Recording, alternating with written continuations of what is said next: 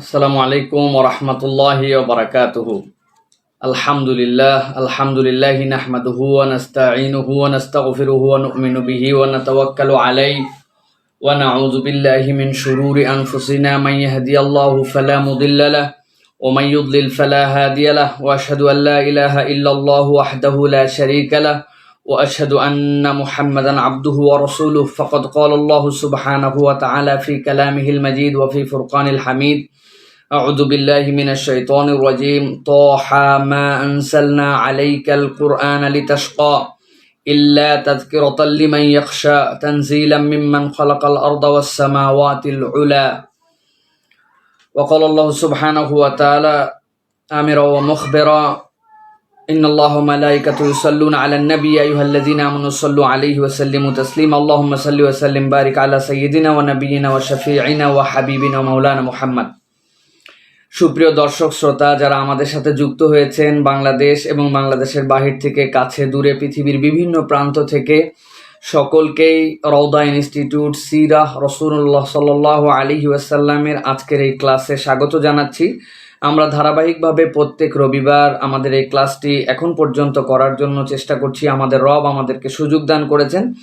আজকে আমরা ধারাবাহিকতায় পঞ্চম ক্লাসে প্রবেশ করেছি। আজকে আমাদের পঞ্চম ক্লাসের বিষয়বস্তু আপনাদের অলরেডি জানানো হয়েছে, তারপরেও আমরা বলতে চাই, আমরা রাসূলুল্লাহ সাল্লাল্লাহু আলাইহি ওয়াসাল্লামের মক্কি জীবনের আজকে মোটামুটি শেষ ক্লাসে আছি। মক্কি জীবন রাসূলুল্লাহ সাল্লাল্লাহু আলাইহি ওয়াসাল্লামের তিনটা ভাগে আমরা ভাগ করেছিলাম। সেখানে রাসূলুল্লাহ সাল্লাল্লাহু আলাইহি ওয়াসাল্লামের গোপনে একটা দাওয়াতের অংশ ছিল, প্রকাশ্য একটা দাওয়াতের অংশ ছিল, এবং এই প্রকাশ্য দাওয়াতের এক পর্যায়ে রাসূলুল্লাহ সাল্লাল্লাহু আলাইহি ওয়াসাল্লামের দাওয়াত যে সারা পৃথিবীব্যাপী আস্তে আস্তে সেখান থেকে ছড়াতে শুরু করেছিল মক্কার আশপাশে, সেইগুলো ক্ষেত্রে রাসূল সাল্লাল্লাহু আলাইহি ওয়াসাল্লামের কি প্রতিকূল অবস্থা ছিল, কেমন অবস্থাগুলো ছিল, এই বর্ণনায় আমরা আবিসিনিয়ার সফর পর্যন্ত গত ক্লাসে আমরা আলোচনা করেছি। আজকে আমরা রাসূলুল্লাহ সাল্লাল্লাহু আলাইহি ওয়াসাল্লামের যে ক্লাস থেকে আলোচনা করব, জীবন থেকে আলোচনা করব, সেখান থেকে আমরা শুরু করব যে রাসূল আকরাম সাল্লাল্লাহু আলাইহি ওয়াসাল্লাম যে দাওয়াতের কাজ শুরু করেছিলেন মক্কি জীবনের, এই মক্কি জীবনের দাওয়াতের প্রকাশ্য দাওয়াত 10 থেকে 13 বছর এবং আন্তর্জাতিক পর্যায়ে যে দাওয়াত ছড়িয়ে গিয়েছিল, এবং সেখান থেকে রাসূলুল্লাহ সাল্লাল্লাহু আলাইহি সাল্লামের যে হিজরতের পটভূমি রাসূলুল্লাহ সাল্লাল্লাহু আলাইহি সাল্লামের গঠন হয়েছিল, এ বিষয়টা আমাদের জন্য আজকে আমরা আলোচনা করব। আলহামদুলিল্লাহ, আমাদের সাথে অনেকেই যুক্ত হয়েছেন, আশা করি আরও অনেকে পৃথিবীর বিভিন্ন প্রান্ত থেকে যুক্ত হবেন। যারা যুক্ত হচ্ছেন, আমরা আমাদের ক্লাসটি 9:30টায় লাইভে নিয়ে আসছি, এই জন্য অনেকেই হয়তো আমাদের সাথে জানেন না। এই জন্য আপনারা ইচ্ছা করলে আপনাদের লাইভটি শেয়ার করে আমাদের ভাইদেরকে রাসূলুল্লাহ সাল্লাল্লাহু আলাইহি ওয়াসাল্লামের এই সিরা মাজলিসে আমাদেরকে যেন তারা অংশগ্রহণ করতে পারেন, আপনারা সুযোগ করে দিতে পারেন। তো আমরা কালক্ষেপণ করব না, আমরা মূল কথায় প্রবেশ করব। যারা আমাদের সাথে যুক্ত ছিলেন, বিশেষ করে এই ক্লাসগুলির একটি দিক হচ্ছে, যদি আমরা ধারাবাহিকভাবে থাকি তাহলে ইনশাল্লাহ আমরা একটা সম্মুখ ধারণা পেয়ে যাই অনেক সময় যে আলহামদুলিল্লাহ রাসূলুল্লাহ সাল্লাল্লাহু আলাইহি ওয়াসাল্লামের জীবন থেকে আমরা কি জানতে চাচ্ছি অথবা কি শিখতে চাচ্ছি, এই বিষয়গুলো আলহামদুলিল্লাহ রাব্বিল আলামিন আমরা মোটামুটি একটা আয়ত্তের মধ্যে নিয়ে আসতে পারবো ইনশাআল্লাহ। তাহলে আমরা এখন সরাসরি প্রবেশ করছি। আপনারা যারা আমাদের সাথে যুক্ত হয়েছেন, আমি আপনাদের কাছে বলছি, আপনারা খুব মনোযোগের সাথে, আমরা যেখানে গত দিন আলোচনা শুরু করেছিলাম আমরা সেখান থেকে আবার কথা বলতে শুরু করব। তো আবিসিনিয়ায় প্রথম হিজরত আমরা জানি, গত ক্লাসে আমরা বলেছি রাসূলুল্লাহ সাল্লাল্লাহু আলাইহি ওয়াসাল্লাম সেখানে পাঠালেন। সেই মানুষজনের মধ্যে থেকে যারা গিয়েছিলেন, যাওয়ার পরে রাসূলুল্লাহ সাল্লাল্লাহু আলাইহি ওয়াসাল্লামের যে ঘটনা আপনাদের কাছে আগের দিন বলেছিলাম, যে রাসূল আকরাম সাল্লাল্লাহু আলাইহি ওয়াসাল্লাম যখন ওয়ান নাজমি ইযা হাওয়া মা দাল্লা সাহিবুকুম ওয়া মা গাওয়া, এই সূরা যখন তেলাওয়াত করলেন রাসূল আকরাম সাল্লাল্লাহু আলাইহি ওয়াসাল্লাম, এই তেলাওয়াতের এক পর্যায়ে যখন রাসূল আকরাম সাল্লাল্লাহু আলাইহি ওয়াসাল্লাম সিজদা করতে বললেন, মক্কার সব মানুষেরা সিজদায় অবনত হয়ে গিয়েছিল, তারা জানেই না তারা সিজদায় পড়েছে। এরপর আবিসিনিয়াতে এই খবর পৌঁছেছে যে মুশরিকরা মুসলিম হয়ে গেছেন, সেই দল ফেরত আসতে শুরু করলেন। তারপরে আসার পরে লোহিত সাগরের কাছে আসার পর তারা বুঝলেন যে তাদের সাথে আসলে ভুল সংবাদ পৌঁছাইছে। এরপরে তাদের অধিকাংশ যারা ছিলেন, এই অধিকাংশ মানুষেরাই আবার পরবর্তীতে চলে গিয়েছেন। আবার অনেকে যারা যেতে পারেন নাই, তারা বিভিন্ন কুরাইশ খানদান, বিভিন্ন মক্কার যারা মুশরিক ছিল তাদের সাথে লিয়াজো করে বিভিন্ন জনার জিম্মাদারিতে তারা মক্কায় অবস্থান করতে শুরু করলেন। এই যে হিজরত, এরপরে দ্বিতীয় হিজরত আবিসিনিয়াতে হয়, যেটা বাদশাহ নাজ্জাশীর কাছে তিনি যে মুসলমানদের সাথে সুন্দর ব্যবহার করছেন এটাতে তারা সন্তুষ্ট হয়ে বাদশাহ নাজ্জাশীর কাছে রাসূল আকরাম সাল্লাল্লাহু আলাইহি ওয়াসাল্লাম 82 অথবা 83 জনের একটা কাফেলা বানায় দেন। এই 82-83 জন রাসূল আকরাম সাল্লাল্লাহু আলাইহি ওয়াসাল্লামের নির্দেশ অনুযায়ী বাদশাহ নাজ্জাশীর কাছে পৌঁছায়। যখন বাদশাহ নাজ্জাশীর কাছে তারা পৌঁছানোর ক্ষেত্রে রাসূল আকরাম সাল্লাল্লাহু আলাইহি ওয়াসাল্লাম যখন তাদেরকে বলেন, তারা যখন সেখানে পৌঁছানোর পরে বাদশাহ নাজ্জাশী তাদের সাথে খুবই সুন্দর আচরণ করতেন তাদের সাথে।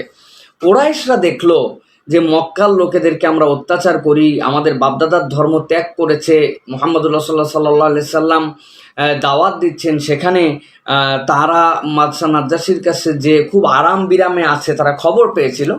তখন তারা করলো কি, খুব দুইজন বিচক্ষণ মানুষকে কুরাইশরা নির্বাচন করলো। এটার মধ্যে আমাদের জন্য অনেক বড় শিক্ষা আছে যে বাদশাহ নাজ্জাশী সেখানে যে তাদের সাথে কথাবার্তা হলো, এটা আমাদের ইতিহাসের একটা পার্ট। এটা কেবলমাত্র রাসূলুল্লাহ সাল্লাল্লাহু আলাইহি ওয়াসাল্লামের জীবনের প্রথম দিকের দাওয়াতে কতগুলো মানুষকে কেমনভাবে তিনি তৈরি করেছিলেন এর একটা ধারণা আমরা কিন্তু এখান থেকে পাবো।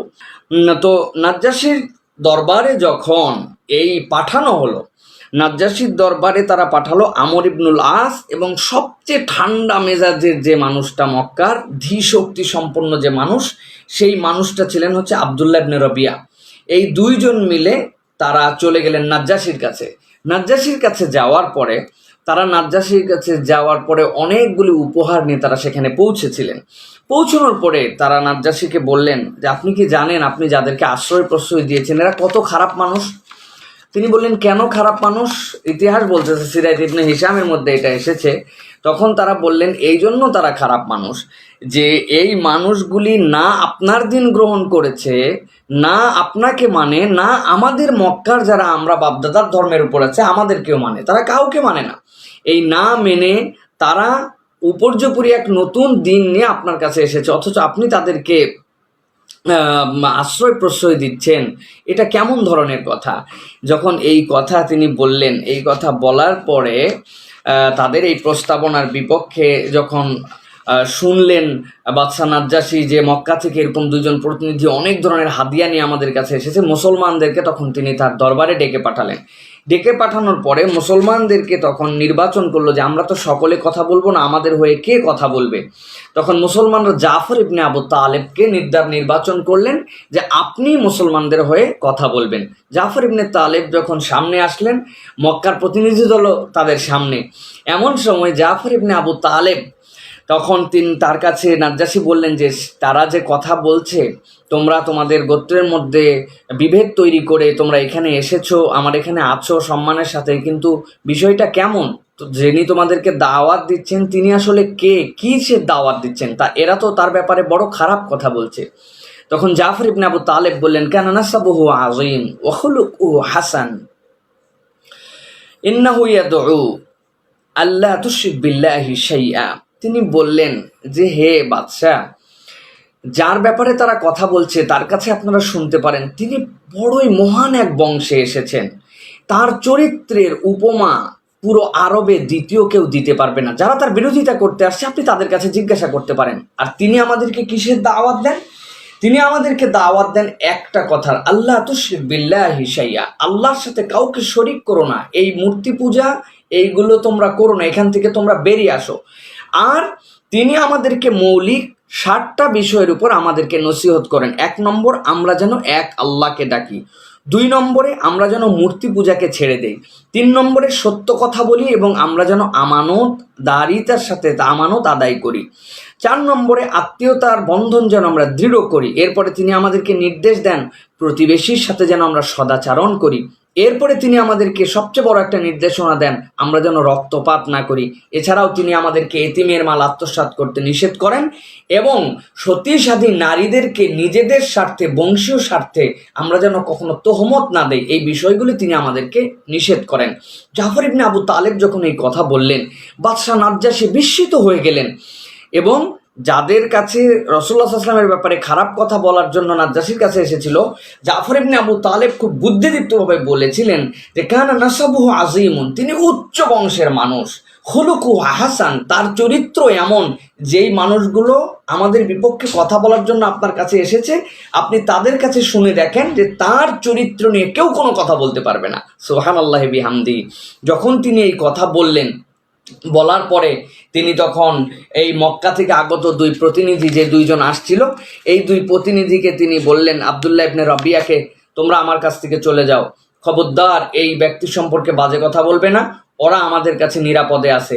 তখন আব্দুল্লাহ ইবনে রাবিয়ার মতো ধীশক্তি সম্পন্ন মানুষ বিব্রত হয়ে এই মজলিস থেকে বেরিয়ে আসলো। কিন্তু রাত্রেবেলা আব্দুল্লাহ ইবনে রাবিয়া, সে তো প্রচণ্ড মেধাবী মানুষ ছিলেন, তিনি তখন বললেন তার সাথীকে, আগামীকালকে বাদশাহ নাজ্জাশীর দরবারে এমন একটা কথা আমি পেশ করব যে তাদের সাথে তার মুহাম্মাদের এবং তার অনুসারীদের সম্পর্ক কেটে যাবে। তিনি ওয়াল্লাহে বললেন, আল্লাহর শপথ করে। পরের দিন গেলেন, যাওয়ার পরে তিনি বললেন যে আমরা তো চলে যাব, তবে যাওয়ার আগে আপনার সাথে আমরা শেষ একবার দেখা করতে এসেছি এবং দু একটি কথা আপনার কাছে বলতে চাই। তিনি বললেন, কি কথা বলতে চাও বলো। তখন তিনি বললেন, আমরা শুধু এইটুকু বলতে চাই যে এই মুহাম্মদ সাল্লাল্লাহু আলাইহি সাল্লাম এবং তার লোকেরা ঈসা ইবনে মরিয়ম, ঈসার ব্যাপারে কি বলে আপনি যদি শোনেন তাহলে আপনি অবাক হয়ে যাবেন যে তারা ঈসার ব্যাপারে এমন বাজে ধারণা পোষণ করে। তিনি সচরাচরই আহলে কিতাব ছিলেন বাদশাহ নাজ্জাশী। এই কথা শুনে তিনি আবার মুসলমানদের প্রতিনিধিকে ডাকলেন, জাফর ইবনে আবু তালেব তার কাছে আসলেন। আসার পরে বললেন, তোমরা ঈসার ব্যাপারে কি ধারণা পোষণ করো। তিনি তখন সূরা মরিয়ম তেলাওয়াত করতে শুরু করলেন এবং মরিয়ম তেলাওয়াত করে তিনি বললেন যে আমরা ঈসা আলাইহিস সালামের ব্যাপারে বিশ্বাস করি তিনি আল্লাহর বান্দা এবং তিনি রসূল, তিনি আল্লাহর রূহ এবং আল্লাহর পক্ষ থেকে তিনি কালাম, এবং সত্যি সাথী মরিয়ম কোনো রকম স্বামীর সংস্রব ছাড়া আল্লাহর নির্দেশ প্রাপ্ত হয়ে এই সন্তানকে ভূমিষ্ঠ করেছেন। এই কথা যখন জাফর বললেন, মক্কার প্রতিনিধি মনে করেছিল যে তিনি বিরাট কিছু বলবেন, কিন্তু তার এই কথা শুনে তার বাদশাহ নাজ্জাশী বলে উঠলেন, সুবহানাল্লাহ, যে কথা মুসলমান যারা আমার কাছে আশ্রিত হয়ে এই কথা বলেছেন, এর থেকে সুন্দর কথা, এর থেকে বিশুদ্ধ কথা, এর থেকে চিরন্তন সত্য কথার কিছুই হতে পারে না। এই কথা শুনে তার সভাসদরা পর্যন্ত বিরুদ্ধাচরণ করে উঠল, এটা আপনি কি কথা বলতেছেন। কিন্তু তিনি বললেন যে এরপরে আমার এখানে যে সকল মুসলমানেরা মুহাম্মদ সাল্লাল্লাহু আলাইহি ওয়াসাল্লামের অনুসারীরা এসেছে তাদের বিপক্ষে কেউ যদি গালিও দেয় তাহলে আমি তার জন্য পানিশমেন্ট ধার্য করব। এইভাবে তিনি বললেন, যত উপঢৌকন নিয়ে মক্কার এই প্রতিনিধিরা আসছে সব দিয়ে তাদেরকে আমার দেশ থেকে দ্রুত বের করে দাও। এভাবে আবিসিনিয়ার থেকে তারা কালো মুখ করে ফেরত চলে আসলেন।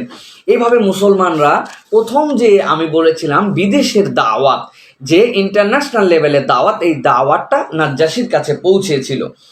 এই নাজ্জাশীর কাছে পৌঁছানোর পরে যখন মক্কার প্রতিনিধি দল চলে আসলো, রাসূল সাল্লাল্লাহু আলাইহি ওয়াসাল্লামের দাওয়াত কিন্তু আস্তে আস্তে বাড়তে শুরু করেছে।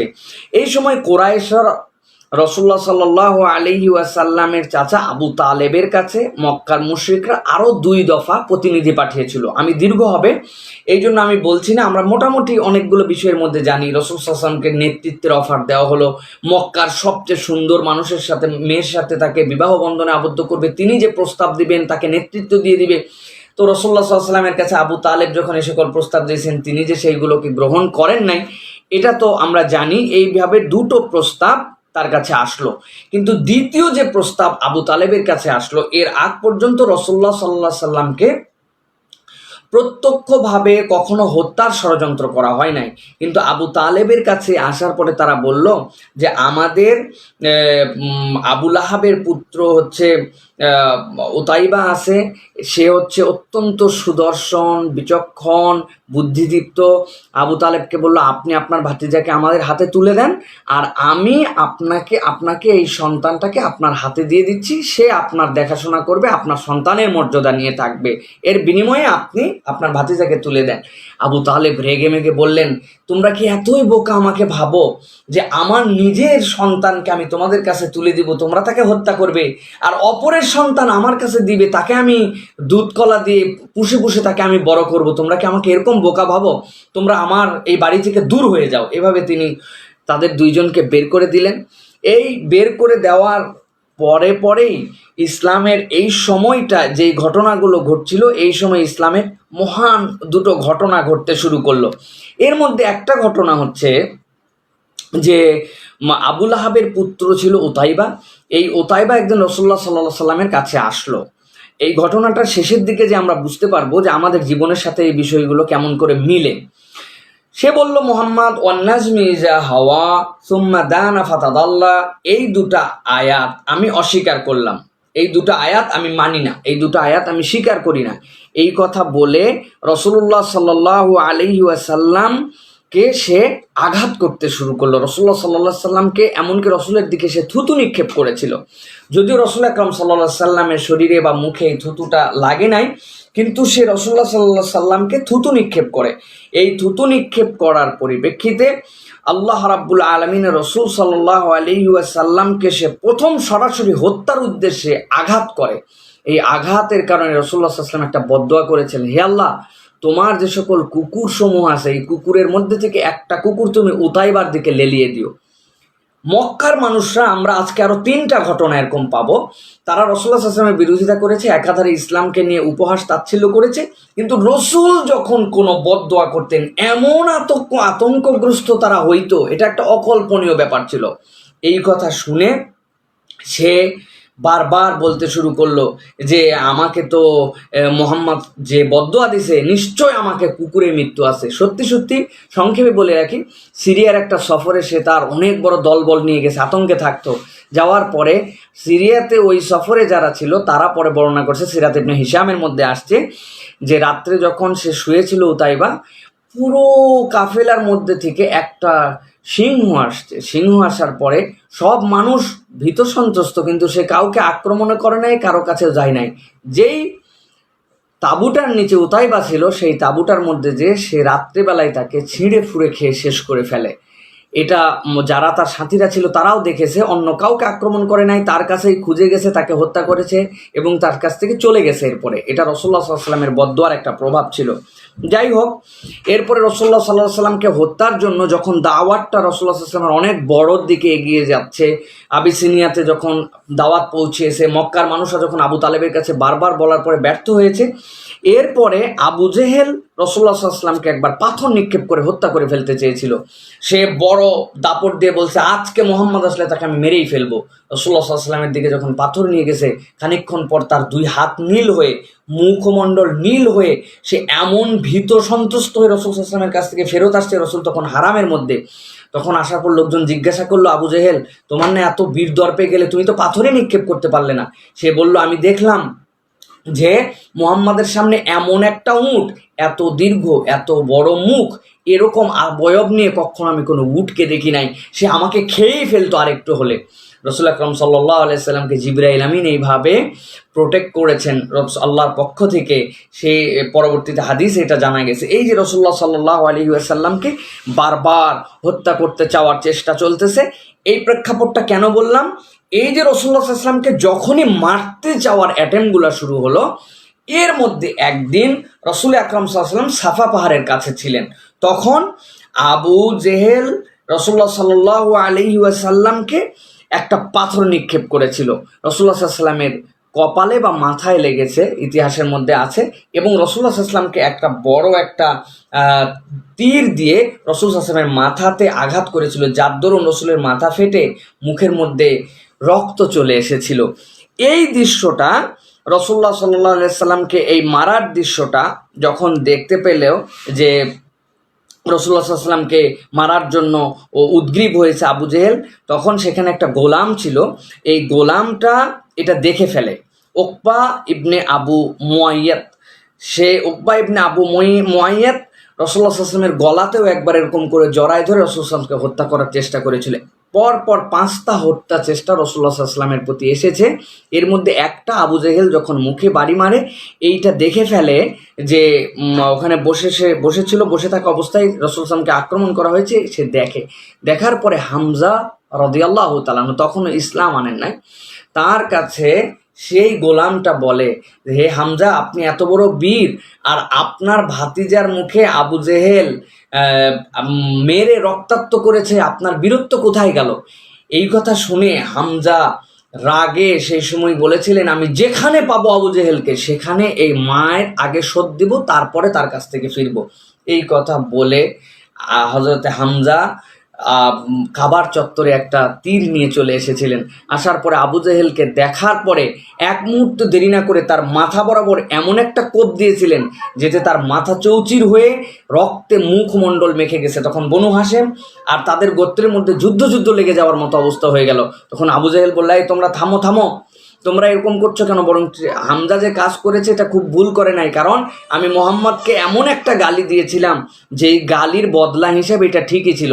তখন হামজা বললেন যে তুমি আমাকে বিরোধিতা করো, তুমি আমার ভাতিজাকে আক্রমণ করেছো, যেটা আব্দুল্লাহ ইবনে জুদানের এক দাসী আমাকে বলেছে। আমি তোমার কাছে আজকে সাক্ষ্য দিচ্ছি যে মুহাম্মদ যে দাওয়াত নিয়ে আমাদের কাছে এসেছে, আমি সেই পক্ষ অবলম্বন করলাম, আমি সেই দাওয়াতকে কবুল করলাম। রাসূল আকরাম সাল্লাল্লাহু আলাইহি ওয়াসাল্লামের কাছে প্রিয়জনকে গালি দেওয়া সহ্য না হওয়াতে যেমন অসহ্য অকথ্য গালি দিয়েছিল, আল্লাহ তার নূরে হেদায়েত দান করে দিলেন। হযরতে হামজা ঈমান এনে ফেললেন। দেখেন, পরপর 5টা হত্যা চেষ্টা। তার মানে কি, সর্বোচ্চ যখন আক্রমণ হয়, সর্বোচ্চ যখন মানুষকে একদম এক্সট্রিম পর্যায়ে যায়, আল্লাহ রাব্বুল আলামিন তখন বান্দাদের প্রতি নানাবিধ যে সহযোগিতার দ্বারগুলাকে উন্মুক্ত করে দেন। এর আগে রসুলকে মারতে চায় নাই, আর রাসূলুল্লাহ সাল্লাল্লাহু আলাইহি ওয়াসাল্লামকে গালি দিয়েছে, কিন্তু এরকমভাবে হামজা কখনো সেটাকে খেয়াল করেন নাই। তিনি বংশের প্রীতিতে, তিনি কিন্তু ইসলামকে ভালোবেসেই প্রথমে নয়, আমার বংশের মুহাম্মদ এরকম কথা বলছে, ও ঠিক বলুক ভুল বলুক, আমি তার কথা বিশ্বাস করে নিলাম, আমি তাকে মেনে নিলাম, তাও আমি আবু জেহেলকে আমার ভাতিজাকে আক্রমণ করতে দিব না। আল্লাহ হযরত হামজা রাদিয়াল্লাহু তাআলা আনহুর দ্বারা ঈমান দান করে দিলেন। হামজা রাদিয়াল্লাহু তাআলা ইসলামকে শক্তিশালী করে দিলেন। হামজার মতো বীর, এত বড় বীর তিনি ছিলেন যার ইসলাম গ্রহণে রাসূলুল্লাহ সাল্লাল্লাহু আলাইহি ওয়াসাল্লাম অত্যধিক আনন্দিত হয়েছিলেন। এর পরবর্তীতেই দ্বিতীয় একটা অন্যতম ঘটনা ঘটে গেল ইসলামে, সেটা হচ্ছে হযরত ওমর রাদিয়াল্লাহু তাআলা আনহু এরপরে ইসলামের ছায়াতলে আসার মতো একটা পরিবেশ পেয়ে গেলেন। হযরতে ওমর রাদিয়াল্লাহু তাআলা আনহুর হামজা রাদিয়াল্লাহু তাআলা ইসলাম গ্রহণের মাত্র 3 দিনের মাথায় ওমর রাদিয়াল্লাহু তাআলা ইসলাম গ্রহণ করেছিলেন। ঘটনাটা কিরকম? ওমর রাদিয়াল্লাহু তাআলা প্রচুর পরিমাণে মানুষকে যারা ইসলাম গ্রহণ করতো তাদেরকে কষ্ট দিতেন। সমাজের মধ্যে ওমর যে কি এটা সবাই জানতো, তার থেকে বলিষ্ঠ সিদ্ধান্ত, যা বলবেন তাই একরোখা। তিনি মারতে হাবশায় যেতেন, এরপরে বলতেন আমি হাবশায় যাওয়ার জন্য ছাড়ছি, তোমার প্রতি করুণা করে নয়। তবে তিনি যেহেতু ধীর সম্পন্ন মানুষ ছিলেন, এরপরে তিনি একটু ভাবতেনও যে কি আশ্চর্য কথা, এই মানুষগুলা এত স্ট্রং ভাবে এত মারার পরেও কেন থাকে, কি মজা এখানে পেয়েছে। এরকম ভাবতে তার মনে প্রথম রেখাপাত হয়। একদিন তিনি হেরেমে আসেন, কাবার চত্বরে আসেন। আসার পরে তিনি রাসূলুল্লাহ সাল্লাল্লাহু আলাইহি ওয়াসাল্লাম সূরা আল হাক্কা মাল হাক্কা ওয়া মা আদরাকা মাল হাক্কা, এই সূরাটা রাসূলুল্লাহ কারীম সাল্লাল্লাহু আলাইহি ওয়াসাল্লাম তেলাওয়াত করছেন।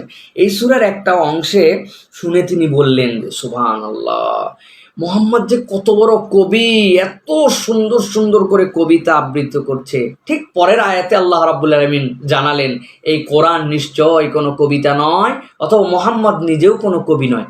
উনি বললেন, ওরে বাবা, তাহলে মুহাম্মদ যে কত বড় একটা জ্যোতিষী। আমার মনের কথা সাথে সে বলে দিল।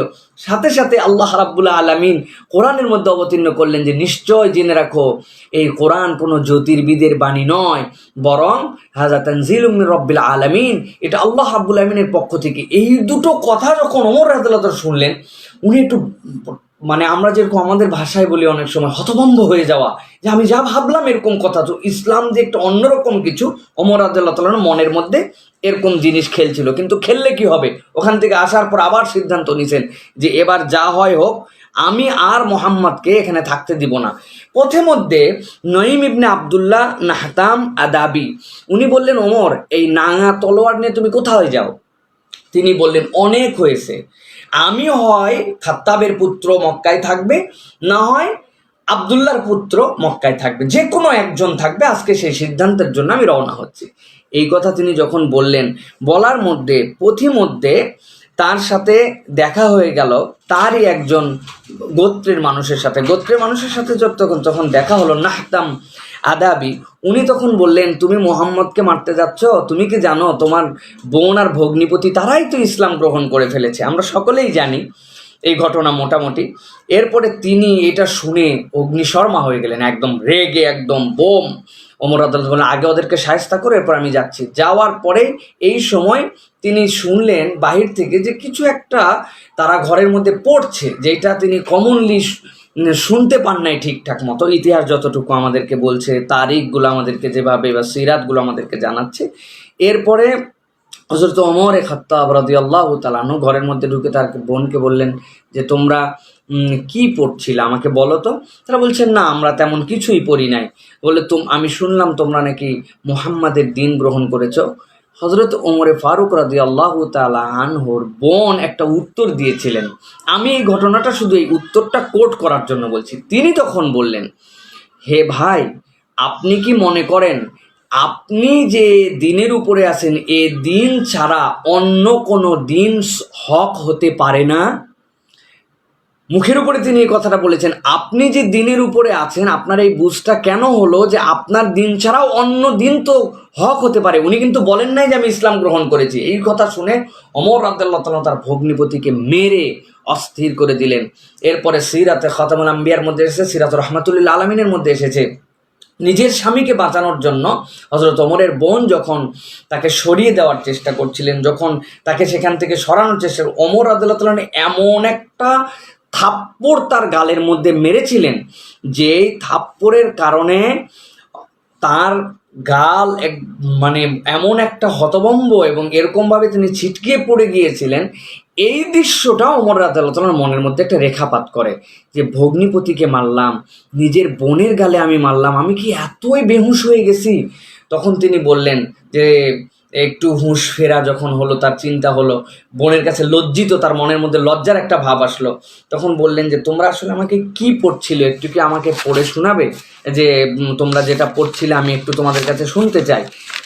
যখন তিনি শুনতে চাই এই কথা বললেন, তখন ওমর রাদিয়াল্লাহু তাআলার বোন, দেখেন এটা হচ্ছে দাওয়াতের কিন্তু একটা সুন্দর পলিসি, যেটা ওমর রাদিয়াল্লাহু তাআলার বোন তখন গ্রহণ করেছিলেন। তিনি বললেন, আমি আপনাকে যেটা শোনাতে পারি, কিন্তু এই রকম রাগী অবস্থায়, এরকম অপরিচ্ছন্ন অবস্থায়, রক্তারক্তি অবস্থায় এটা শোনানোর বিধান আমার কাছে নাই। আপনি যদি একটু পরিষ্কার পরিচ্ছন্ন হন, আপনি যদি একটু সুন্দর করে ফ্রেশ হন, তাহলে আমি আপনাকে শোনাবো। এটা কিন্তু একটা সুন্দর পলিসি। রাস্তাঘাটে কোনো এক জায়গায় একটা মানুষ অনেক বিজি পরিবেশে আছেন, একটা মানুষের এই কথা, ভালো কথা হলেও শোনার মতো এখন তার অবস্থান নেই, তার শরীর ঘামা, তিনি হয়তো অনেক ট্র্যাভেল করে আসছেন বা কোনো একটা পরিবেশ, যেই পরিবেশ পরিস্থিতিতে তার মস্তিষ্কটা ঠান্ডা নেই, তখন কিন্তু অনেক ভালো দাওয়াত আমাদের জন্য মানে ফলপ্রদ হয় না। ওমর রাদিয়াল্লাহু তাআলার বোন তাকে বললেন যে, আমি আপনাকে, যদি আপনি ফ্রেশ হন, আপনাকে আমি দাওয়াতটা শোনাতে পারি। তখন ওমর রাদিয়াল্লাহু তাআলা চিন্তা করলেন, এত মারলাম, এত আঘাত করলাম, তারপরেও তারা আমার কাছে যখন শোনাতে চেয়েছে, তখন তিনি ফ্রেশ হয়ে আসলেন। আল্লাহ রাব্বুল আলামিন ওমর রাদিয়াল্লাহু তাআলার বোনের মুখ থেকে তেলাওয়াত শোনালেন। তিনি সূরা তাহা বললেন, তাহা মা আনসালনা আলাইকাল কুরআনা লিতাশকা ইল্লা তাযকিরাতাল লিমান ইয়াখশা তানজিলাম মিম্মান খালাকাল আরদা ওয়াস সামাওয়াতিল উলা। যখন এই তেলাওয়াতটা করলেন, তিনি এই তেলাওয়াত করার সাথে সাথে আল্লাহ রাব্বুল আলামিন ওমর ফারুক রাদিয়াল্লাহু তাআলা আনহুর অন্তরের মধ্যে একটা প্রভাব এনে দিলেন। ওমরে ফারুক রাদিয়াল্লাহু তাআলা আনহু এইটা শুনেই তিনি বললেন যে, আমি মুহাম্মাদের কাছে যাব, চলো। তখন তো খুশি হয়ে গেছেন হযরত ওমর ফারুকের বোন, তিনি চলে আসছেন ওমর রাদিয়াল্লাহু তাআলা আনহুকে সাথে নিয়ে। মুহাম্মদ সাল্লাল্লাহু আলাইহি সাল্লাম তখন অবস্থান করছিলেন সাফা পাহাড়ের কোনো একটা গোপন জায়গাতে। হামজা রাদিয়াল্লাহু তাআলা তখন সাথে ছিলেন। যখন ওমর রাদিয়াল্লাহু তাআলা ওই তলোয়ার নিয়ে আসছেন, এসে দরজায় বাড়ি দিয়েছেন, ভিতর থেকে কেউ কেউ দেখে বলছে, হামজা, ওমর এসেছে তলোয়ার নিয়ে। হযরতে হামজা বললেন, তাকে দরজা খুলে ভিতরে আসতে দাও, তার তলোয়ারই, সে যদি ভালো উদ্দেশ্য আসে তাহলে ভালো, নচেৎ তার তলোয়ার দিয়ে তার ফায়সালা করা হবে। সাহাবায়ে কেরামের মনের জোরে তারা দরজা খুলে দিলেন। রাসূলুল্লাহ সাল্লাল্লাহু আলাইহি ওয়াসাল্লামের প্রতি তখন ওহী নাজিল হচ্ছে। রাসূলুল্লাহ আকরাম সাল্লাল্লাহু আলাইহি ওয়াসাল্লামের পরে কাছে আসলেন। এরপরে ওমর রাদিয়াল্লাহু তাআলা আনহু তার কাছে বললেন যে, হে মুহাম্মদ, আপনি যে বার্তা নিয়ে এসেছেন, আপনার হাতে আমি ঈমান আনতে চাই।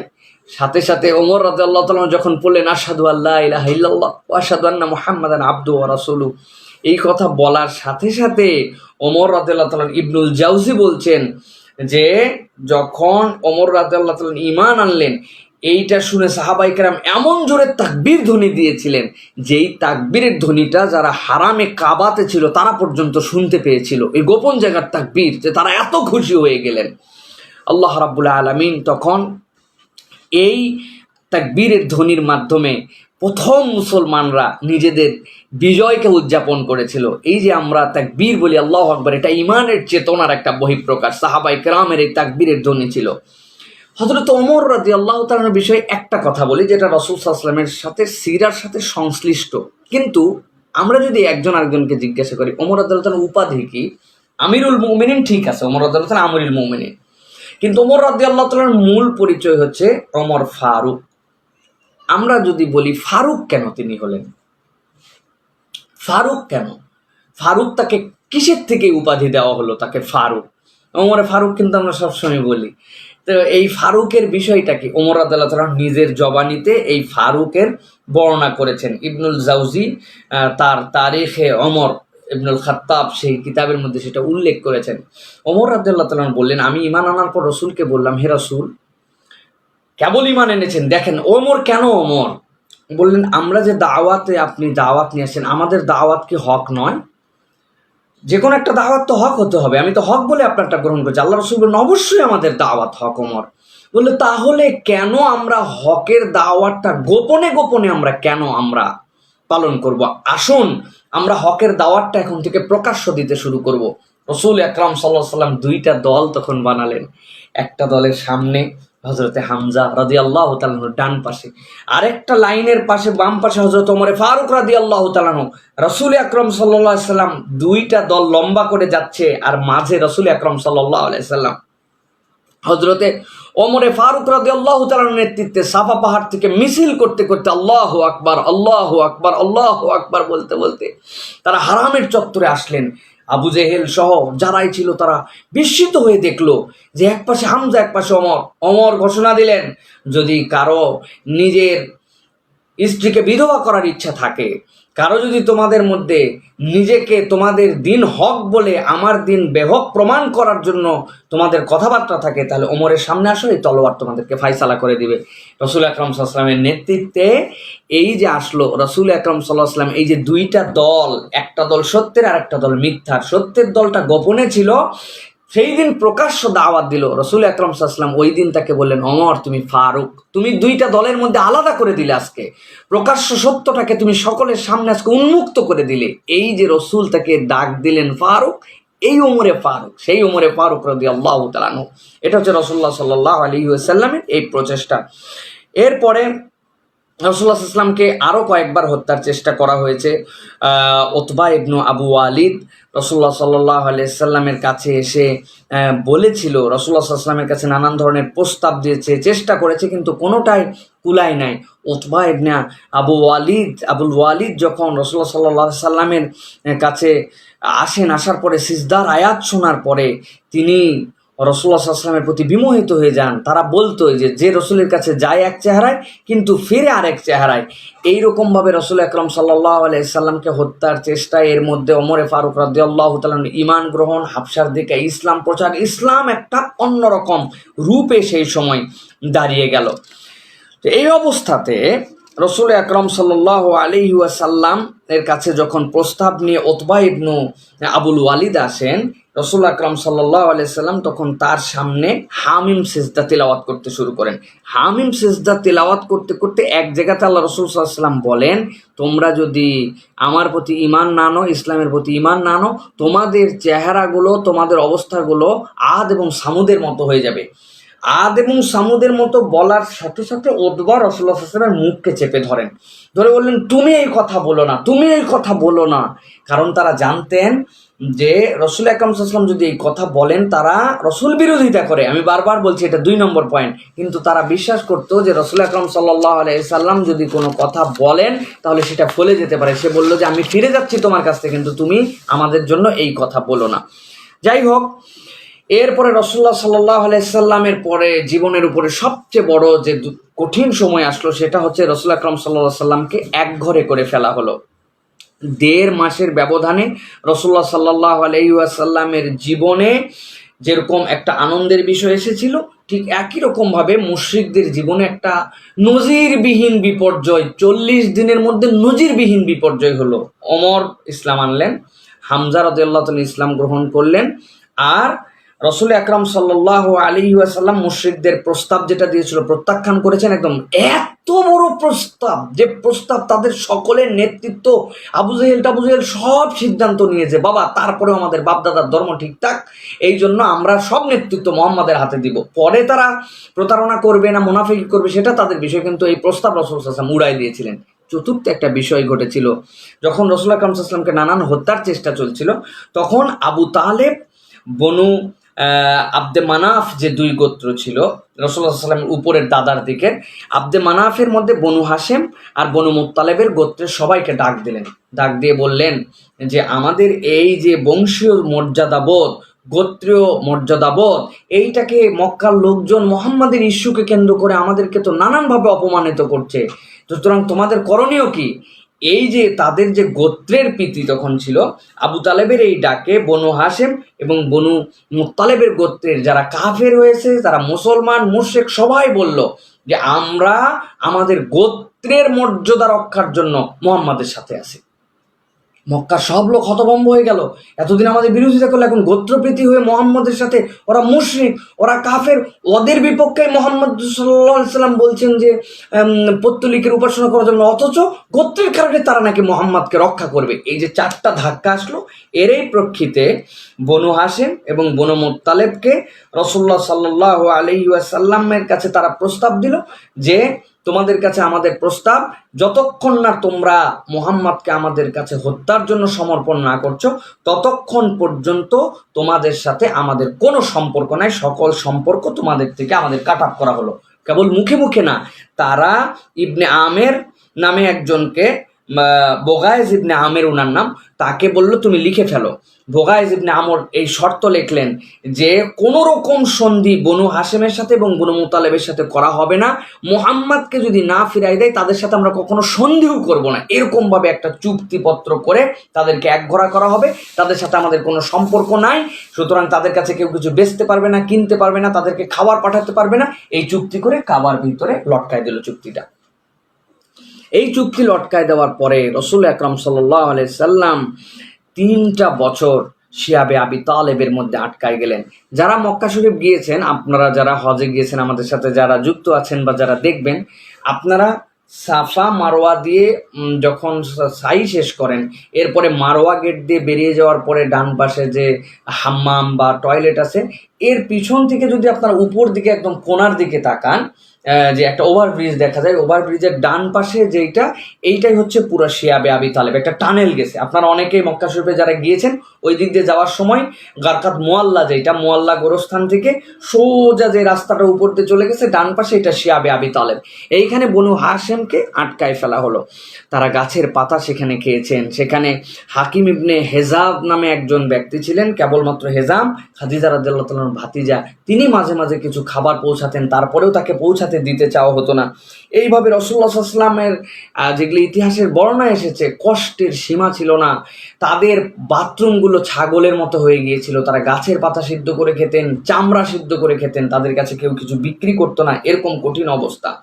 তো এর পরবর্তীতে রাসূলুল্লাহ সাল্লাল্লাহু আলাইহি ওয়াসাল্লাম যখন এরকম কঠিন অবস্থা সকলের, তখনও রাসূলুল্লাহ সাল্লাল্লাহু আলাইহি ওয়াসাল্লাম হজের সময় বেরিয়ে আসতেন সেখান থেকে এবং হাজীদের মাঝে দাওয়াত দিতেন। রাসূলুল্লাহ সাল্লাল্লাহু আলাইহি ওয়াসাল্লামের দাওয়াতের কার্যক্রম বন্ধ করেন নাই। এখানে একটি ঘটনা বলে রাখি, রাসূল সাল্লাল্লাহু আলাইহি ওয়াসাল্লামের নবুয়তের একটা অন্যতম প্রমাণ পেয়েছিল এই যে দলিলটা লটকানো হয়েছিল, এটা নিয়ে কয়েকজন ব্যক্তি মিলে উদ্যোগ নিলেন যে এরকমভাবে তো তাদেরকে কষ্টে থাকতে দেওয়া যায় না। বনু আমের ইবনে লোয়াই গোত্রের হেশাম ইবনে আমর, তিনি প্রথম উদ্যোগ গ্রহণ করলেন। উদ্যোগ গ্রহণ করে তিনি বুদ্ধিদীপ্ত একটা চাল দিলেন। তিনি আবু উমায়ের মাখজামির কাছে যেয়ে বললেন, আমরা এখানে খাবো আর তারা এখানে কষ্ট করবে, মুত্তালিবের বনু মুত্তালিব বনু হাশেমের, এটা তো হতে পারে না। বললেন যে আমারও এটা মন চায় না, কিন্তু তুমি দ্বিতীয় কোনো লোককে ব্যবস্থা করো যে এটার পক্ষে থাকবে। তখন তিনি বললেন যে আমি হেশাম ইবনে আমর, আমি তোমার সাথে আছি। 2 জন হলেন। এবার বললেন তাহলে 3 নম্বর লোক বের করো। এরপরে তিনি মোতাম ইবনে আদির কাছে যে একই কথা বললেন, তখন তিনি বললেন যখন আরো 2 জনকে বলো, তখন মোতাম ইবনে আদি 3 নম্বর হয়ে গেলেন। তারপরে আবুল বাখতারি, জোহায়ের, এরকম ভাবে সাইমা ইবনে আসওয়াদ সকলে মিলে একটা মিটিং করলেন যে আগামীকালকে আমরা কাবার চত্বরে যে এরকম কথা বলবো। তখন সাইমা ইবনে আসওয়াদ অত্যন্ত সুন্দর জামা কাপড় পরে সেজে গুজে যে বললেন, আমরা মক্কা এরকম সেজে গুজে ঘুরবো, আর এই যে মক্কার লোকেদের মধ্যে থেকে বনু হাশেম আর বনু মুত্তালিবের প্রতি যে অত্যাচার করা হচ্ছে, এটা তো আমরা মেনে নিতে পারি না। তখন এই কথা বলার সাথে সাথে পাশ থেকে হেশাম ইবনে আমর বললেন, হ্যাঁ হ্যাঁ, আমারও এটা পছন্দ না, এটা তো আমিও এটা মেনে নেই না, আমি তো এই কথা শুনে আবু জেহেল বলল, খবরদার, এরকম কথা তোমরা বলতে পারো না, কারণ এই চুক্তি করে এটা কাবার ভিতরে লটকায় দেওয়া হয়েছে। তখন 3 নম্বর আবুল বাখতারি উনি লাফ দিয়ে উঠে বললেন, ওই চুক্তি করার সময় তো আমি এটার পক্ষেই ছিলাম না। এই কথা বলার পরেই উমাইর ইবনে মাকজুমি উনি বললেন, হ্যাঁ হ্যাঁ, আমিও ছিলাম না। তখন আবু জেহেল বলল, আজকে মিটিং এখানে হচ্ছে না, এই মিটিং আগেই কোথাও হয়ে এসেছে, আমি বুঝে ফেলেছি তোমাদের। এই কথা যখন হচ্ছে তখন আবু তালেব হারামের পাশ দিয়ে তাওয়াফ করছিলেন। তিনি তখন বললেন যে আমি আজকে বহুদিন পর এখানে তাওয়াফে এসেছি, কিন্তু আবু জেহেল তোমাকে বলছি, তো আমার ভাতিজা আমাকে বলেছে তোমরা যে চুক্তির কথা বলছো, ওই চুক্তিতে আল্লাহর নামটুকু ছাড়া চুক্তির কোনো অংশই নেই, সব কিছু পোকা খেয়ে ফেলছে। তখন তারা বলল, বাহ, এই দারুণ প্রস্তাব। যারা এই প্রস্তাবের বিপক্ষে কথা বলতে শুরু করেছেন, সাইমা ইবনে আসওয়াদ উনি বললেন, দারুণ প্রস্তাব এটা, যদি তাই হয় তাহলে তো বোঝাই যাবে যে কার কথা সত্য, চলো তাহলে আমরা পরীক্ষা করে দেখি। সত্যি সত্যি তারা যখন এই চুক্তিকে ছিঁড়ে ফেলার জন্য ভিতরে গেল, যে দেখলো আল্লাহর নাম এইটুকু ছাড়া আর কোনো কিছুই চুক্তিতে নাই, সব কাগজগুলো পোকা খেয়ে ফেলছে। তারা সবাই এটা দেখে বিস্মিত হলো। রাসূলুল্লাহ সাল্লাল্লাহু আলাইহি ওয়াসাল্লামের এটা একটা অন্যতম নবুয়তের প্রমাণ ছিল, কিন্তু ঈমান আনা তাদের কপালে নাই। সুতরাং এই কপালে তাদের ছিল না জন্য তারা ঈমান আনলো না। কিন্তু এরপরে বাকি অংশটুকু যখন ছিঁড়ে লটকানো অংশটুকু ফেলে দেওয়া হলো, রাসূল আকরাম সাল্লাল্লাহু আলাইহি ওয়াসাল্লাম এইভাবে মুক্ত হলেন। এইটা ছিল রাসূলুল্লাহ সাল্লাল্লাহু আলাইহি ওয়াসাল্লামের জেলের জীবন, 3 বছর। রাসূল আকরাম সাল্লাল্লাহু আলাইহি ওয়াসাল্লাম হকের দাওয়াত মানে আমাদের জন্য নানান ধরনের বাধা বিপত্তি, কষ্ট, অসহ্য যন্ত্রণা সব রাসূল আকরাম সাল্লাল্লাহু আলাইহি ওয়াসাল্লামের মধ্যে পার হয়েছে। এই সময় আল্লাহ রাব্বুল আলামিন আরেকটা পরীক্ষা নিলেন রাসূল আকরাম সাল্লাল্লাহু আলাইহি ওয়াসাল্লামের উপর। আমুল হুজুন আসলো, যেটা চিন্তার বছর। আবু তালেব ইন্তেকাল করলেন। আবু তালেব ইন্তেকাল করলেন যখন, তিনি ঈমান আনেন নাই আবু তালেব, কিন্তু ঈমানের এবং রাসূল আকরাম সাল্লাল্লাহু আলাইহি ওয়াসাল্লামের জন্য এত বড় কাজ করেছেন। সহিহ বুখারীর হাদিসের মধ্যে আসছে, যা রাসূল আকরাম সাল্লাল্লাহু আলাইহি ওয়াসাল্লামকে জিজ্ঞাসা করা হয়েছে, আপনি আবু তালেবের জন্য, সে তো আপনার সারা জীবন আপনাকে দিয়ে গেল, তার জীবনের সব কিছু, আপনি তার জন্য কি উপকার করতে পারলেন? রাসূল আকরাম সাল্লাল্লাহু আলাইহি ওয়াসাল্লাম বললেন, তিনি তার কুফরির কারণে জাহান্নামের সবচেয়ে তলদেশে থাকতেন, কিন্তু আল্লাহ হয়তো আমার এই সুপারিশটা গ্রহণ করে জাহান্নামের সবচেয়ে উপর দিকে তাকে রাখবেন, যেটাতে তার হাঁটু পর্যন্ত কেবল থাকতে পারে। এইটুকুই তার জন্য রাসূল আকরাম সাল্লাল্লাহু আলাইহি সাল্লাম, এই যে আবু তালেব আল্লাহ ইন্তেকাল করলেন, রাসূল আকরাম সাল্লাল্লাহু আলাইহি সাল্লাম বলতে শুরু করলেন যে আল্লাহ যতক্ষণ আমাকে নিষেধ না করেন, আমি তার জন্য আল্লাহর কাছে সুপারিশ করতেই থাকবো। এরপর আয়াতে কারিমা নাজিল হলো, নিশ্চয় মুমিন এবং নিশ্চয় রাসূলের জন্য যারা মুশরিক তাদের জন্য সুপারিশ করা শোভনীয় নয়। এরপর রাসূল আকরাম সাল্লাল্লাহু আলাইহি ওয়াসাল্লাম তার সুপারিশ বন্ধ করলেন। এভাবেই রাসূল আকরাম সাল্লাল্লাহু আলাইহি ওয়াসাল্লামের প্রথম যে দুঃখ, সেটা হচ্ছে মারা গেলেন আবু তালেব। ঠিক এই আবু তালেব ইন্তেকালের মাত্র কয়েকটা দিন পরে, কেউ কেউ বলেছেন যে 3 মাস পরেই রাসূল আকরাম সাল্লাল্লাহু আলাইহি ওয়াসাল্লামের প্রিয় স্ত্রী হযরতে খাদিজা রাদিয়াল্লাহু তাআলা ইন্তেকাল করলেন। খাদিজা রাদিয়াল্লাহু তাআলা রাসূলের জীবনে এমন প্রভাবক ছিলেন, রাসূল আকরাম সাল্লাল্লাহু আলাইহি সাল্লামের সকল কিছুতে তিনি ছিলেন। আবু তালেব চলে গেলেন, অত্যাচারের মাত্রা বৃদ্ধি পেয়ে গেল, খাদিজা রাদিয়াল্লাহু তাআলা ইন্তেকাল করলেন। বাহির থেকে এসে যার কাছ থেকে রাসূল সান্ত্বনা পেতেন, হযরতে খাদিজা রাদিয়াল্লাহু তাআলা, বুখারীর হাদিসের মধ্যে আসছে এইটা। একদিন রাসূল আকরাম সাল্লাল্লাহু আলাইহি সাল্লাম হেরা গুহায় হযরতে জিবরাইল আমিন বললেন, এখন আপনার কাছে একজন মহিলা আসতেছেন, তিনি খাদিজা, তার হাতে একটা বর্তনী আছে, এই বর্তনীর মধ্যে তার আপনার জন্য তরকারিও থাকতে পারে, আপনার জন্য অন্য কোনো পানীয় উপকরণও থাকতে পারে। আল্লাহ রাব্বুল আমিন এই মহিলাকে আমি জিবরাইল আমিনের মাধ্যমে জানাইছেন, আপনি তাকে সালাম পৌঁছায় দিবেন। আমার পক্ষ থেকেও আমি সালাম দিলাম। সুবহানাল্লাহ, সুবহানাল্লাহি বিহামদিহি। আল্লাহর পক্ষ থেকে সালাম প্রাপ্তা সেই খাদিজা রাদিয়াল্লাহু তাআলা ইন্তেকাল করেন। আল্লাহ রাসূল একদম ফেড আপ হয়ে গেলেন, তার ভিতরে অন্যরকম কষ্ট তার ভিতরে কাজ করতে শুরু করলো।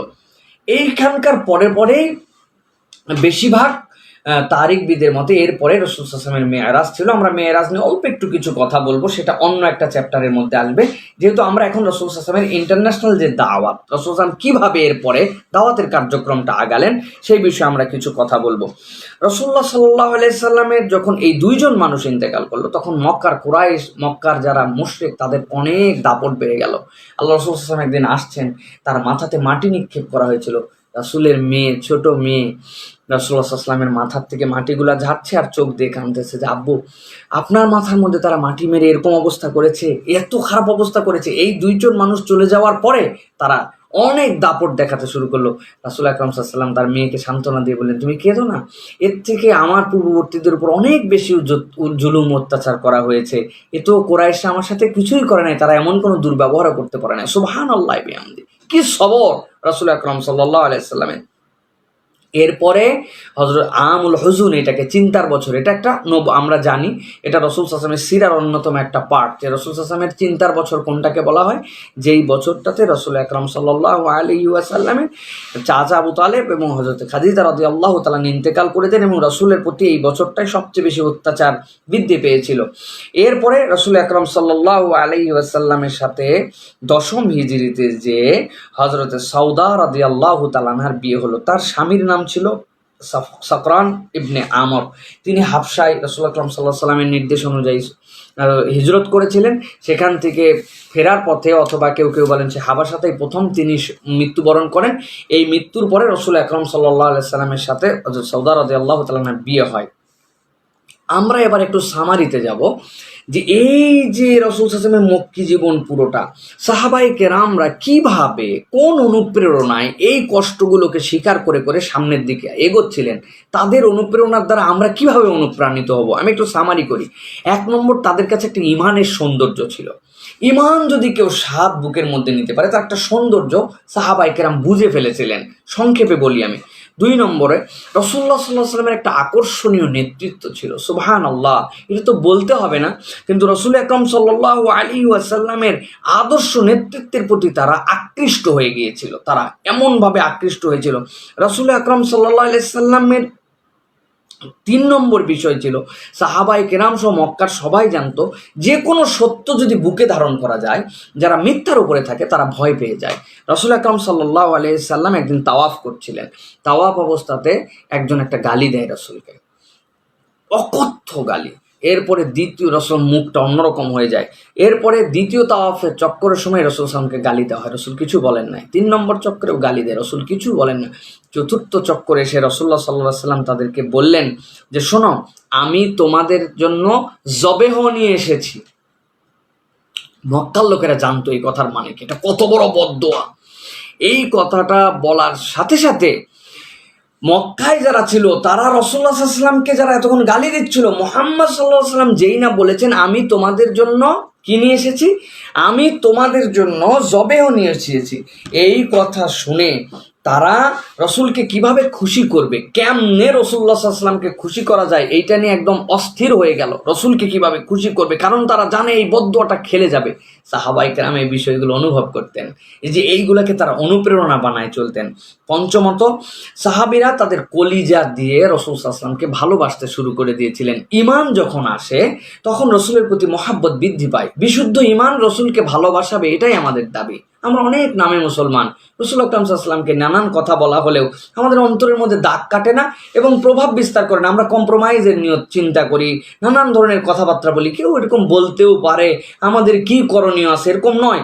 আবু বকর সিদ্দিক রাদিয়াল্লাহু তাআলা থেকে প্রমাণ এসেছে যে রাসূল আকরাম সাল্লাল্লাহু আলাইহি ওয়াসাল্লামের এই প্রিয় মানুষটাকে একবার বাগে পেয়ে রাসূল সাল্লাল্লাহু আলাইহি ওয়াসাল্লামকে উতবা ইবনে রাবিয়া একটা খড়ম দিয়ে আবু বকর সিদ্দিক রাদিয়াল্লাহু তাআলার মুখে এমন বুকের উপরে বসে এমনভাবে আঘাত করে যে আবু বকর সিদ্দিক রাদিয়াল্লাহু তাআলার বেশিরভাগ মানুষ মনে করেছিল যে তিনি মারাই গেছেন। বনু তাইম তার গোত্রে ছিল, গোত্রের লোকজন শুনে এদের হাত থেকে নিস্তার করায় কাপড়ে পেঁচায়ে মৃত মানুষের মতো বাড়িতে নিয়ে এসে হযরত আবু বকর সিদ্দিক রাদিয়াল্লাহু তাআলা সন্ধ্যার দিকে যখন জ্ঞান ফিরল, জ্ঞান ফেরার পরে তিনি প্রথম জিজ্ঞাসা করেছিলেন, মুহাম্মদ সাল্লাল্লাহু আলাইহি ওয়াসাল্লাম কেমন আছেন? সুবহানাল্লাহি বিহামদিহি, কি ভালোবাসা! নিজের খবরটা পর্যন্ত নেন নাই। কেবল একটা মানুষ জীবন পেল, সেই মানুষটা জুতার বাড়ি খেয়ে তাকে মেরে ফেলার তারা প্ল্যান করেছে। তিনি তার সজ্ঞান হওয়ার পরে বললেন মুহাম্মদ কেমন আছেন, নিজের কথা তারা ভাবেন না। এটা ছিল আমাদের দ্বীনের প্রেরণা। আমি এই কথা কেন বললাম, ইমানের ভালোবাসাটা আমরা কিভাবে পাবো, আমরা ইসলামের উপর কেমন করে অটল থাকবো। রসুল আকরাম সাল্লাল্লাহু আলাইহি ওয়াসাল্লামকে সবচেয়ে ভালোবাসতে হবে, বাকি জিনিস আল্লাহ ফুলফিল করাবেন। রসুলের প্রতি যদি আমার মহব্বত থাকে, তার সিরার প্রতি যদি আমার মহব্বত থাকে, আমার নামাজে আল্লাহ মনোযোগ বসায় দিবেন, আমার দিন আমাকে ভালো লাগবে, আমার কোরআন পড়তে আমাকে উৎসাহ দিবে, আমার রসুলের সুন্নাত প্রেমী জামা কাপড় পোশাক পরিচ্ছেদ আচার আচরণ পালন করে কেউ কটু কথা বললেও আমার গায়ে মাখবে না। কিন্তু রসুলকে ভালোবাসতে হবে। আমরা রসুলকে মহাব্বতই করি না। আমরা এমনও মানুষ আছি, পাঞ্জেগানা মুসল্লি আছে, আলহামদুলিল্লাহ দিন ইসলাম মানি, কিন্তু রসুলের সিরা আমরা জানি না, রসুল সাল্লাল্লাহু আলাইহি ওয়াসাল্লামের পদ্ধতি কি, রসুল কেমন মানুষ ছিলেন, এটার চর্চা, এটার আলোচনা, রসুলের প্রতি অন্তরের যে অ্যাট্রাকশন, ভালোবাসা, তার মত তার পথ সর্বোচ্চ, এই বোধগুলো আসে না। সাহাবায়ে কেরামের মধ্যে কিন্তু এইটা ছিল। দায়িত্ব সচেতন তারা ছিলেন, কোরআনকে তারা ধারণ করেছিলেন, নিজেদের অন্তরের মধ্যে কোরআনকে তারা ধারণ করেছে। আল্লাহ কোরআনে বহুবার উল্লেখ করেছেন। আল্লাহ বলছেন, তোমরা কি মনে করো যে তোমাদেরকে অটোমেটিক জান্নাত দিয়ে দেওয়া হবে আর তোমাদের কোনো পরীক্ষাই হবে না? এই বোধের জায়গাটা তারা ধারণ করতে পেরেছিলেন। প্রিয় ভাইরা, এবার আমরা সংক্ষিপ্তভাবে মক্কার বাইরে রাসূল সাল্লাল্লাহু আলাইহি ওয়াসাল্লাম যে দাওয়াতগুলো দিয়েছেন সেই বিষয়গুলো একটু আপনাদের কাছে উপস্থাপন করব। তায়েফে রাসূল সাল্লাল্লাহু আলাইহি ওয়াসাল্লাম 10 দিন ছিলেন, দাওয়াত দিতে বড় আশা করে গিয়েছিলেন, কিন্তু তায়েফের মানুষ তার দাওয়াতকে গ্রহণ করে নাই। রাসূলুল্লাহ সাল্লাল্লাহু আলাইহি ওয়াসাল্লাম সেখানে তায়েফে 10 দিন থাকার পরে চলে আসছেন। বুখারীর হাদিসের মধ্যে আসছে, সম্ভবত আয়েশা সিদ্দিকা রাদিয়াল্লাহু তাআলা আনহা বা কোনো একজন সাহাবীর থেকে তারা বলছেন, উহুদের যুদ্ধের চেয়েও কি কঠিন দিন আপনার কাছে ছিল? আল্লাহ রসুল বলছেন, তায়েফের 10 দিনের চেয়ে কঠিন দিন আমার জীবনে পার হয়েছে। তায়েফের মানুষ রসুল সাল্লাল্লাহু কঠিন খারাপ ব্যবহার করেছিল তারা। এই তায়েফের থেকে রসুল সাল্লাল্লাহু আলাইহি ওয়াসাল্লাম যখন ফেরত আসছিলেন, যেটা একদম সহিহ রিওয়ায়াতের মধ্যে আসছে, রাসূলুল্লাহ সাল্লাল্লাহু আলাইহি ওয়াসাল্লামে তারা পুরো ধ্বংস করে দেওয়ার জন্য ফেরেশতারা এসেছিলেন, কিন্তু রাসূল সাল্লাল্লাহু আলাইহি ওয়াসাল্লাম তাদেরকে বদদোয়া করেন নাই। এরপরে বনু কালব গোত্রের কাছে রাসূল সাল্লাল্লাহু আলাইহি ওয়াসাল্লাম দাওয়াত পৌঁছাইছেন, বনু হুনাইফার কাছে পৌঁছাইছেন, আমির ইবনে সা তার কাছে দাওয়াত পৌঁছাইছেন। এরপরে রাসূল সাল্লাল্লাহু আলাইহি ওয়াসাল্লাম ব্যক্তি পর্যায়ে কতকগুলো চুজি ব্যক্তির কাছে দাওয়াত দিয়েছিলেন, যেটা তার রাসূল সাল্লাল্লাহু আলাইহি ওয়াসাল্লামের মক্কি জীবনের শেষের দিকে একদম। সুয়াদ ইবনে সামেত, যাকে কামেল বলা হতো, এত ধীর সম্পন্ন মানুষ, ইনি মদিনায় ঈমান নিয়ে গিয়েছিলেন, কিন্তু মদিনায় যাওয়ার পরে যে বুয়াসের যুদ্ধ হয়েছিল রাসূল সাল্লাল্লাহু আলাইহি ওয়াসাল্লাম হিজরতের আগের বছরে, সেখানে তিনি শাহাদত বর্জন করেছিলেন। ইয়াস ইবনে মা, তিনিও মদিনার ইয়াসরিবের বাসিন্দা ছিলেন। তার কাছে আবু যার গিফারি রাদিয়াল্লাহু তাআলা আনহু, তার ইসলাম গ্রহণের ঘটনা বললে তো একদিন একটা চ্যাপ্টারই হয়ে যাবে। আবু যার গিফারি রাদিয়াল্লাহু তাআলা আনহু অদ্ভুত একটা মানুষ, ইয়াসরিবের কাছাকাছি অঞ্চলের বাসিন্দা, মক্কায় এসে পড়ে থাকছেন, মুহাম্মদ সাল্লাল্লাহু আলাইহি ওয়াসাল্লামের কেউ খবর নেয় না। অনেক দীর্ঘ ঘটনা, আজকে বলার মতো অবস্থা নেই, কিন্তু আবু যার গিফারি রাদিয়াল্লাহু তাআলা আনহুর মাধ্যমে ইসলামের দাওয়াত গিয়েছে। এরপরে তোফাইল ইবনে আমের, তিনিও ইয়ামেনের বাসিন্দা। এই তোফাইল ইবনে আমের কিন্তু একজন ভিন্ন, যেগুলো বলছি আমি যে কত সংক্ষেপ করে আপনাদের কাছে এই বিষয়গুলো বলছি, সুবহানাল্লাহ। তোফাইল ইবনে আমর, ইনি তো এমন ব্যক্তি যে নবী করিম সাল্লাল্লাহু আলাইহি ওয়াসাল্লামের এই ইনাকে বলছে, ইয়া রাসূলুল্লাহ, আমি আমার জায়গায় যে যদি দাওয়াত দেয় আমাকে কি প্রমাণ দিব? আমি তা আমার কোনো প্রমাণ নাই। আল্লাহ রাসূল তার জন্য বলেন, হে আল্লাহ, তাকে শুভ্রতা দান করো। যখন তিনি গেলেন, তার মুখ দিয়ে আলো বের হতে শুরু করলো। আল্লাহ রাসূল সাল্লাল্লাহু আলাইহি ওয়াসাল্লামের দোয়ার বরকতে তিনি তার এলাকায় যাওয়ার পর লোকজনের তিনি বললেন, তারা তো মনে করবে আমি রোগগ্রস্ত হয়ে গেছি, আমার মুখ দিয়ে আলো বের হচ্ছে, অথচ আল্লাহর পক্ষ থেকে তার জন্য এটা নিদর্শন আল্লাহ দান করেন। তিনি তখন দোয়া করলেন, হে আল্লাহ, আমার এই নিদর্শনটা তুমি আমার হাতের লাঠিতে পার করে দাও। আল্লাহ এরপর তার হাতের লাঠিতে পার করে দিলেন। এই তোফাইল ইবনে আমর, তার মাধ্যমে অনেক মানুষ ইসলাম গ্রহণ করেছে তার অঞ্চলে। এগুলো হচ্ছে মক্কার বাহিরের দাওয়াত। এরপরে রাসূলুল্লাহ সাল্লাল্লাহু আলাইহি ওয়াসাল্লামের বাইআতের ঘটনা আসলো। মেরাজ তো গেল রাসূল সাল্লাল্লাহু আলাইহি ওয়াসাল্লামের 10ম হিজরিতে। মেরাজটা হচ্ছে রাসূল সাল্লাল্লাহু আলাইহি ওয়াসাল্লামের আমুল হুজনের পরে, এটা রাসূল সাল্লাল্লাহু আলাইহি ওয়াসাল্লামের পার্ট ছিল। মেরাজ অনেক দীর্ঘ প্রসঙ্গ, সিরাতের একটা চ্যাপ্টারই হচ্ছে মেরাজ, কিন্তু আমরা এখন দাওয়াতের যে চ্যাপ্টারে যাচ্ছি সেখানে আমরা নবুয়তের 10ম বর্ষে রাসূল সাল্লাল্লাহু আলাইহি ওয়াসাল্লামের মেরাজ হয়েছিল এইটুকু আমরা জানবো। এবং এখানে রাসূলুল্লাহ সাল্লাল্লাহু আলাইহি ওয়াসাল্লাম যে পৌঁছাইছিলেন ঊর্ধ্বাকাশে, তার সশরীরে ভ্রমণ হয়েছিল, এটা আমরা বিশ্বাস করা, এটা আমাদের ঈমানের দায়িত্ব। এরপরে প্রথম বাইআতে আকাবা, মদিনা থেকে লোকজন আসে রাসূল আকরাম সাল্লাল্লাহু আলাইহি ওয়াসাল্লামের কাছে, 7 জন তারা ঈমান আনার পরে এই প্রথম বাইআতে আকাবাতে মুসআব ইবনে উমাইর রাসূল সাল্লাল্লাহু আলাইহি ওয়াসাল্লাম তাকে দায়িত্ব দিয়ে মদিনায় পাঠিয়ে দেন। তাকেই প্রথমে বলা হতো মুকরি। মুকরি মানে কি? যিনি তেলাওয়াত করেন, মুআল্লিম।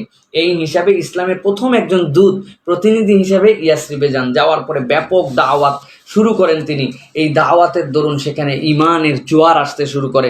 দ্বিতীয় বায়াতে আকাবা, এরপরে রাসূলুল্লাহ সাল্লাল্লাহু আলাইহি ওয়াসাল্লাম যখন দ্বিতীয় বায়াতে আকাবা একদম হিজরতের আগের অবস্থাতে রাসূল আকরাম সাল্লাল্লাহু আলাইহি সাল্লামের যখন দাওয়াতের এই অবস্থা হলো, তখন রাসূল আকরাম সাল্লাল্লাহু আলাইহি ওয়াসাল্লাম দ্বিতীয় বাইআতে আকাবার ইয়াসরিব থেকে যারা এসেছিল আগের বছর, যে এরপরে আরো 82 বা 83 জন কেউ কেউ বলেছেন এই মানুষগুলো রাসূলুল্লাহ সাল্লাল্লাহু আলাইহি ওয়াসাল্লামের কাছে এসেছিল। আরেকটা বর্ণনায় এসেছে যে রাসূলুল্লাহ সাল্লাল্লাহু আলাইহি ওয়াসাল্লামের কাছে 70 জন মুসলমান এসেছিল। হজের পরের 3 দিনের মাঝের দিনে রাসূল আকরাম সাল্লাল্লাহু আলাইহি ওয়াসাল্লামের কাছে তারা বসেন এবং তারা একটা চুক্তি করেন। এই যে বায়াত তারা গ্রহণ করে চুক্তি করে যান, বায়াতের দফা হয় ভালো মন্দ সকল অবস্থায় আমার কথা শুনতে হবে আমি যদি তোমাদের এখানে যাই। 2 নম্বর সচ্ছলতা অসচ্ছলতা উভয় অবস্থাতেই ধন সম্পদ ব্যয় করতে হবে। 3 নম্বরে সৎ কাজের আদেশ দেবে, অসৎ কাজ থেকে বিরত রাখবে। 4 নম্বরে আল্লাহর পথে উঠে দাঁড়াবে এবং তার ব্যাপারে কারো ভর্ৎসনা তিরস্কারের পরোয়া করবে না। এই যে এই বিষয়গুলোর উপর রাসূল আকরাম সাল্লাল্লাহু আলাইহি ওয়াসাল্লাম তাদের কাছ থেকে বায়াত নিলেন।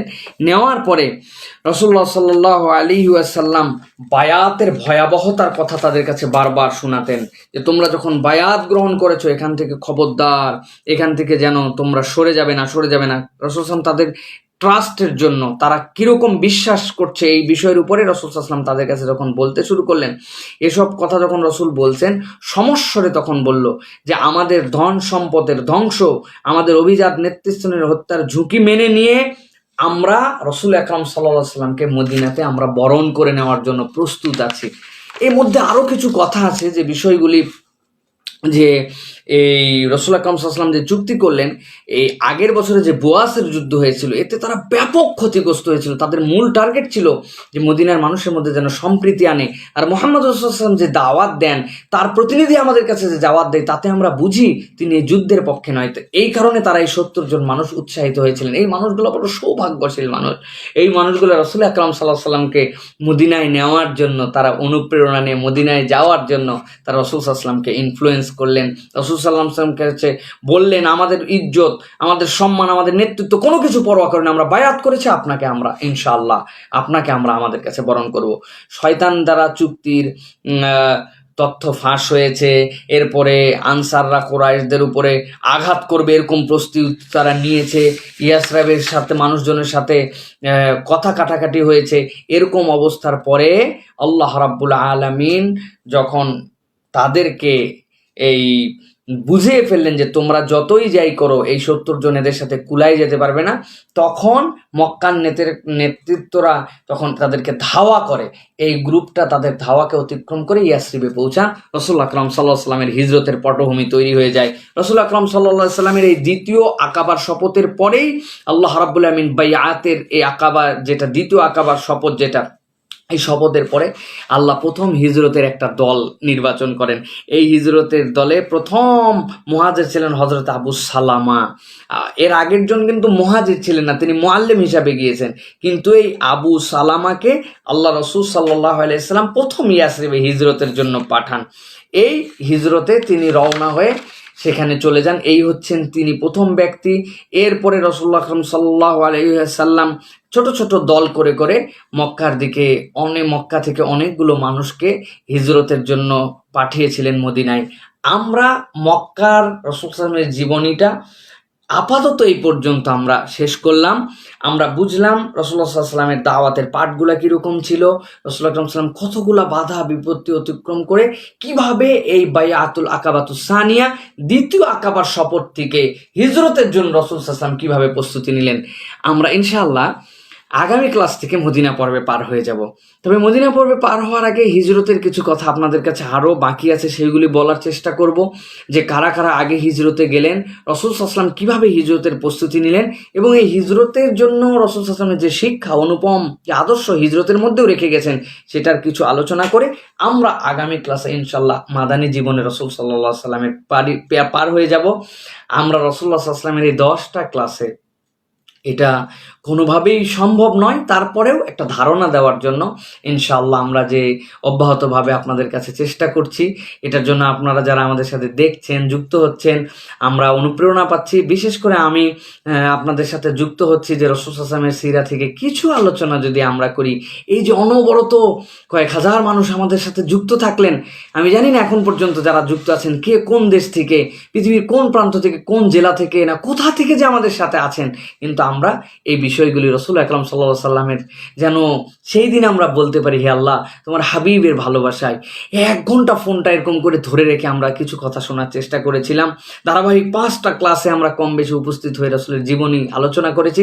আগামী 5 ক্লাসে আমরা মদিনার জিন্দেগি থেকে ইনশাআল্লাহ আমরা চেষ্টা করব রাসূল সাল্লাল্লাহু আলাইহি ওয়াসাল্লামের জীবনী বোঝার জন্য।